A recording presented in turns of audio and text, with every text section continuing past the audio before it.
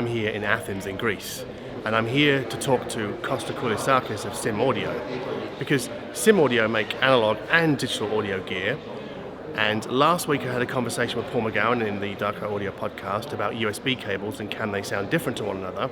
So I wanted to ask another guy who works in the field of digital audio manufacturing, do USB audio cables make a difference?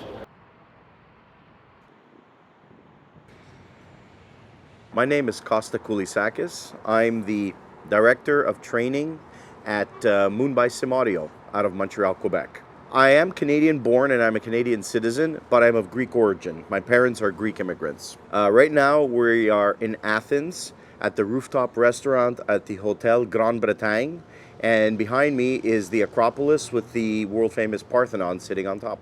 We design and manufacture analog products such as amplifiers, preamplifiers, phonostages, and more, and digital hardware such as streaming DACs, network players, compact disc players, etc. The differences that we find in cables, most notably USB cables, are quite substantial actually. We've experimented with several ourselves. We find that the cable length plays a major role in the sound quality that you obtain, and there's all kinds of other factors in cable design that do influence the sound, yes.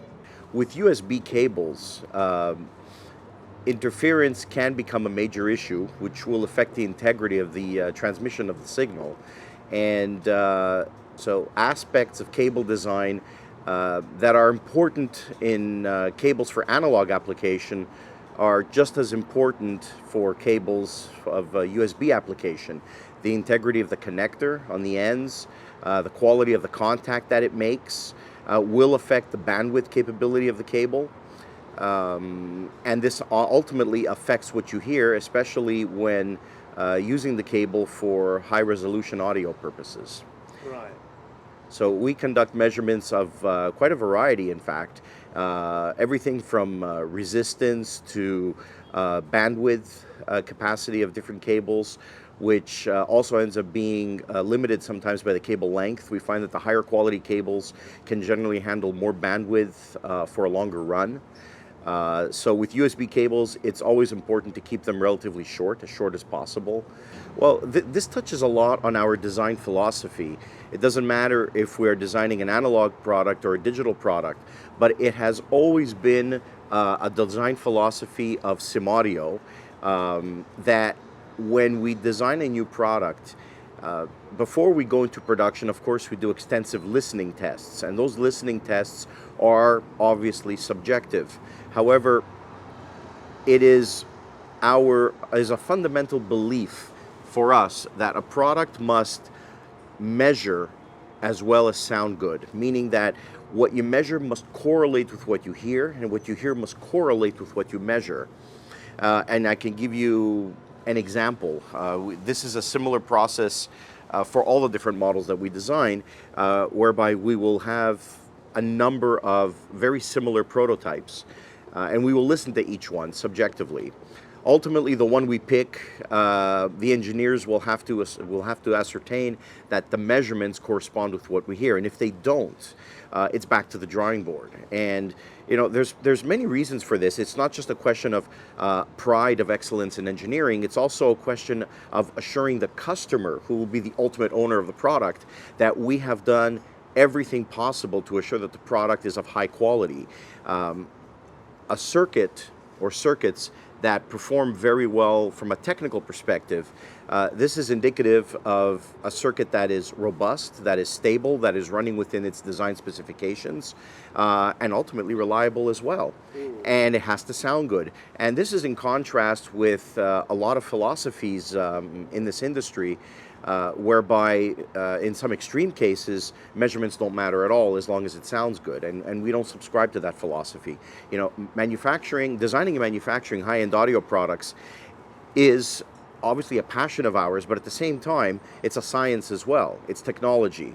So the measurements that need to be done are many, and understanding the measurements, how they impact sound, is just as important, if not more important, because those need to be optimized and correlate with what you hear, and then the end result will be a high quality product. There is still an art to all of this. Certainly a lot of what you hear can be measured. Certain types of parameters like intermodulation distortion, for example, certain types of harmonic distortion. It's not every type of harmonic distortion that is equally important. Other aspects of a good circuit design, such as output impedance on an amplifier, which correlates to its damping factor, for example, peak current delivery under difficult loads, so on and so forth. All of these things do actually have an incident on the sound, absolutely. Having a short signal path has an incident on the sound. The amount of crosstalk, which will affect the stereo image, has an incident on the sound as well. Jitter or timing errors in digital audio. Obviously, the extremely low jitter figures are difficult to perceive audibly, but as they get higher, they become very noticeable. So these are all measurable distortions, measurable artifacts, and they do have a direct incident on sound quality. There is a little bit of confusion regarding the identity of our company and the brand, so I'll clarify all of that. Simaudio is the name of the parent company. The company was founded 40 years ago in Montreal, and at the time it was called Sima Electronics, Sima being the family name of the founder, Victor Sima. The company was renamed Simaudio in 1990, and that has always been the company name, the corporate name, to this day. Moon is merely our brand. And the reason why this duality exists is because in the past we had different brands. In fact, we've had four, I should say, different brands since the company's creation. For the first 10 years, from 1980 to approximately 1990, the corporate name Sima was also the brand name of the product. So the products were simply called Sima. In the 1990s, we had a brand of product called Celeste. You may or may not be familiar with them. Visually, they were very distinctive with oval-shaped faceplates. And then the Moon brand was launched in 1997, and that has been the only brand we have manufactured since then. We don't have any plans to add another brand. That's not in the cards for us, but both of these names have enough traction in the marketplace, and we strive to create a certain clarity to distinguish one from another. And what it is essentially Moon by Simaudio. And that term, we began using it more and more in order to clarify to everyone that Moon is the brand manufactured by Simaudio, the parent company. Gotcha. For those that don't fully know who or what Simaudio is, in one sentence, we're a 40-year-old Canadian high-end audio product manufacturer that makes everything in Montreal, Quebec.